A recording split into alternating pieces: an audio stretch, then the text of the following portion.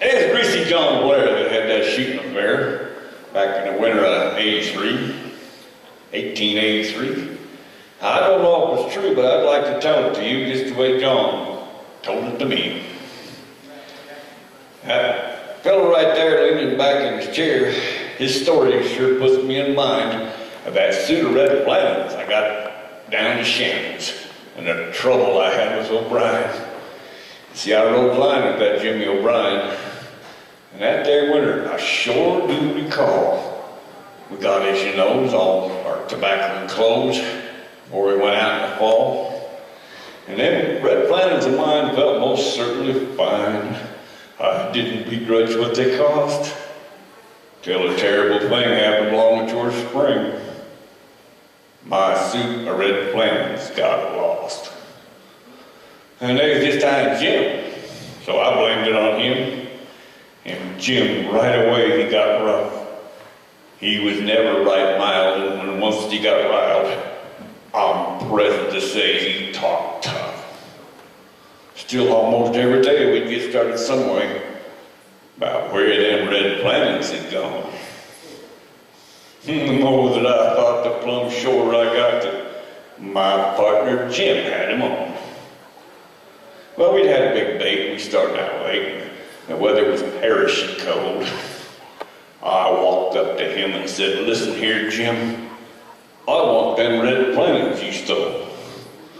Oh, his eyes, they got mean, and he says, "Now come clean. I've been hearing this talk quite a spell.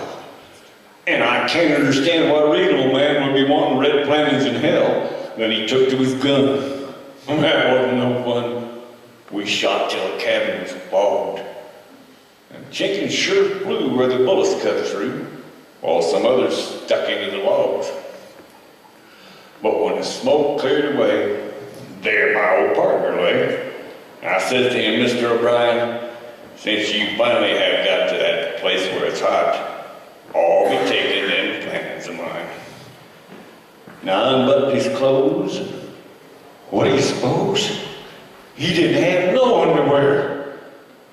I looked all around, but they couldn't be found. My red flannels, they wasn't nowhere. Well, then about the time the grass rose, I began shedding clothes, but something was starting to stick. You see, it clogged up my sweat when I got overhead. So I took me a swim in the creek. Jumped in it, fussed and washed off the loose dust, and quite a coat of muck. But I finally come to this layer of tough gum and still was as dry as a duck. Well, I swam around some and soaked through the gum and the water got into my pores. Sure made me shiver, chilled me plumb to the liver. So I waded up on the shores. Now I stood in the sun and, oh, you son of a gun, I thought my soul had died. Because I had them clothes on that I figured was gone. They was plastered down close to my hide. And now Jimmy O'Brien, that old partner of mine, he's sitting down there on the coal. And I know that he'll wait right up close to the gate, ready to bulldog my soul.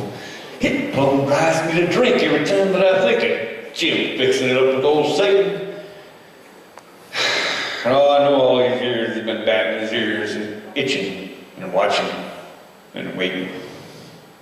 Well, I might make a try for a home in the sky, but that wouldn't be treating Jim fair. I made that mistake, and I'll give him first break, and we'll settle the matter down there. Thank you.